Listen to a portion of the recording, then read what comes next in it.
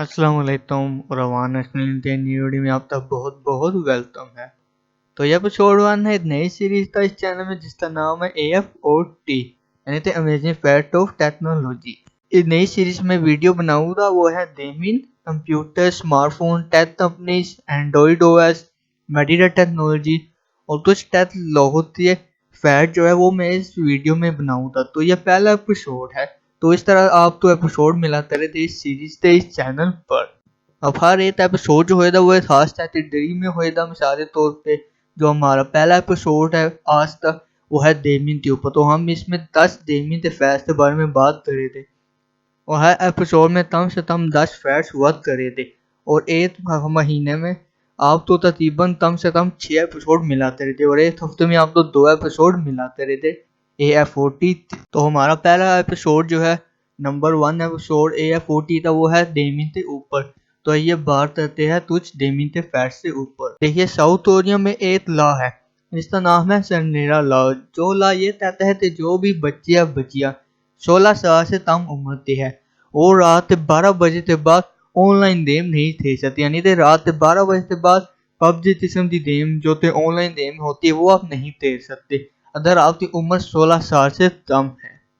अगर आप 16 साल से कम उम्र के है और आप साउथ कोरिया में ऑनलाइन गेम खेलते हैं मिडनाइट के बाद तो आप तो फाइन होता जाएगा। तो दूसरा फैक्ट जो है वो है डोंटी टॉम गेम के ऊपर। यहाँ आप सब ने तो तभी ना तभी अपने चाइल्डहुड में ये गेम खेली हुई है जिसका नाम है डोंटी टॉन, जिसमें एक बंदर होता है वो मारियो के प्रिंस को उठा के ले जाता है और हम मारियो अपनी प्रिंसेस को बचाने के लिए जाते। तो क्या आप तो पता है मियामोटो जिन्होंने डोंटी टॉम गेम बनाई है उनके ज़हन में ये था कि डोंटी जो है उसका इंग्लिश में स्टूपिड मीनिंग होता है। यानी कि डोंटी जो है आपने गेम खेल लिया तो पता है मोंटी होता है उसमें वो बहुत ही बेवकूफ़ होता है। हम हर बार आराम से जो है लेवल पार कर लेते हैं तो इसलिए वहाँ डोंटी जो है वो स्टूपिड दिखाया गया है। देखिए स्टार ट्रैक वो एक पहली ऐसी गेम है जिसे इंसानों ने स्पेस में खेला है।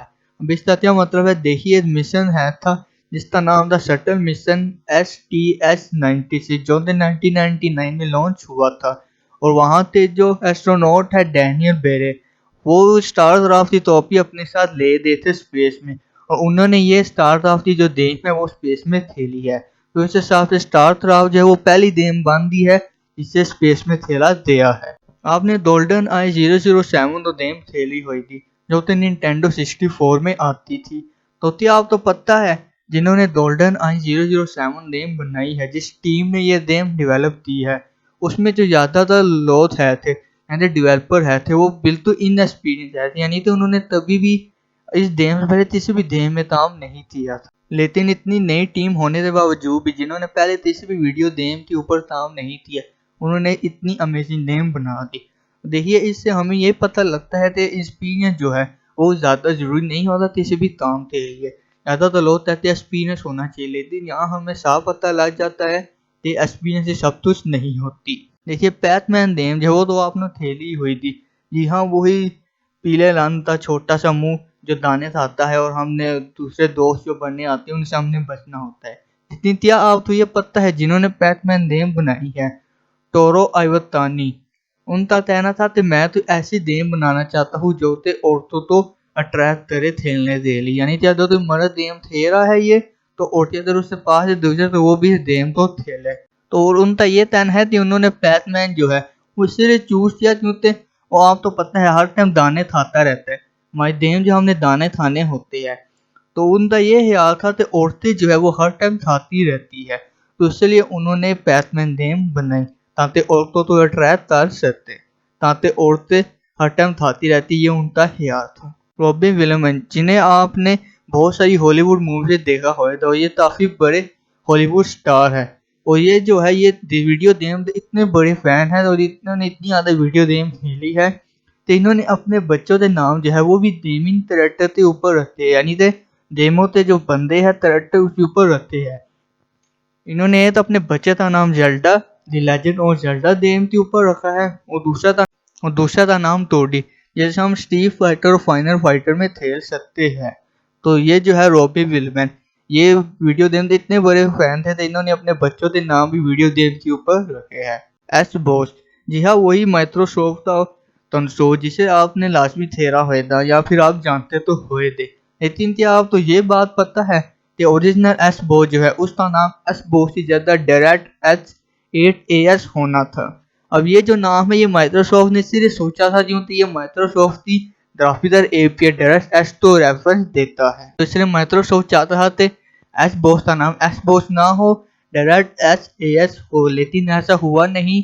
इस कंसोल का नाम एस बोस हुआ बाद में। फाइनल फैंटेसी 7 जो गेम है आपने क्या पता खेली हुई थी अपने चाइल्डहुड में, लेकिन क्या तो ये पता है फाइनल फैंटेसी गेम जो है वो आप तो प्ले स्टेशन तेरिए नहीं यानी PS1 तेरिए नहीं बल्कि वो निंटेंडो 64 तेरिए बनाई जा रही है थी। यहाँ वही और कंसोल जिसमें आप पैसा डालते हैं थे और आपके पास कंट्रोल होता था और आप उसमें खेलते थे। लेकिन जो फाइनल फैंटेसी था उस वक्त में जो साइज है था गेम का वो इतना बड़ा हाथ है था कि वो निंटेंडो 64 में जो कैसेट आती है उसमें फिट नहीं हो सकता। तो उस गेम तो पूरा फिट होने के लिए 10 से 15 कैसेट जो है वो लगती थी। तो इसलिए ये जो है निंटेंडो 64 पे तभी नहीं आई जब ये फिर प्ले स्टेशन यानी जो PS जो है उस पे आ गई प्ले स्टेशन 1 पे। तो ये रीजन है तो फाइनल फैंटेसी 7 जो है वो निंटेंडो पे बनाई जा रही थी लेकिन वो तभी भी उस पर रिलीज नहीं हुई और उसके बजाय प्ले स्टेशन पे रिलीज हो गई। द टार हीरो एरोस्मिथ ये एक ऐसी गेम है जो ते आप म्यूजिक वाली गेम है यानी आप इसमें म्यूजिक वाला क्रिएट कर सकते हैं, ये गेम है। लेकिन क्या आप तो ये पता है द टार हीरो एरोस्मिथ जो है इसने ज्यादा पैसे कमाए जब ते एरियो स्ट्रीट बैंड से यानी थे एरो स्ट्रीट जो स्मिथ जो बैंड है उससे भी ज्यादा पैसे कमाए हैं the tar hero Aerosmith game ने। देखिए क्या आप तो ये पता है कि अगर आप बहुत सारी ज़्यादा वीडियो गेम खेलते हैं बहुत लंबे टाइम तक तो आप ये सोचते हो कि ये मेरे तेरे जो है नुकसानदेह है, लेकिन ऐसा नहीं है। लेटेस्ट स्टडी जो है उसमें ये पाया गया है तो अगर आप ज़्यादा वीडियो गेम खेलते हैं तो ये आप तो ना सिर्फ आंखों के लिए बल्कि आपके दिमाग के लिए भी काफ़ी अच्छी रह सकती है। स्टडी ने ये पाया थे जो लोग ज़्यादातर वीडियो गेम खेलते हैं वो मल्टीटास्किंग और गाड़ी वाला चलाने में यानी ड्राइविंग वाले में बहुत अच्छे होते हैं। और इसके अलावा ये लोग जो है जो गेमर्स होते हैं जो वीडियो गेम ज़्यादातर खेलते हैं मतलब बहुत ज़्यादा वीडियो गेम खेलते हैं वो किसी भी इंसान को बड़ी आराम से बता सकते हैं नेविगेशन यानी कि कर सकते हैं। यानी कि हम नहीं चाहते थे बंदे हमसे पूछा फलान जगह किधर, हमने था यहाँ से सीधा जाओ वहाँ से उल्टे हाथ हो जाना इस तरह हो जाना। इतने डेमो जो प्रॉपरली उसे बताया जाते हैं आपने यहाँ से इतना जाना है इतने सेंटीमीटर चलते यहाँ ये बोर्ड आया था यहाँ ये दुकान आई थी आपसे इतना राइट ले लेना है। तो इसलिए जो वीडियो गेम है वो हमारी तो नुकसानदेह नहीं है, ये तो फायदा हमें देती है और आप भी वीडियो गेम खेला करें। तो बस इस एपिसोड में इतना ही। अगर वीडियो पसंद आए तो लाइक करिएगा, शेयर करिएगा। अगर आपने अभी तक हमारा चैनल सब्सक्राइब नहीं किया तो चैनल को सब्सक्राइब भी करिए और साथ में दबाइए बेल आइकन ताकि आप तो मिले ऐसे ही नॉलेजेबल और इन्फॉर्मेटिव वीडियो की नोटिफिकेशन सबसे पहले। And thanks for watching. Through the highways till my shadow turns to sun rays and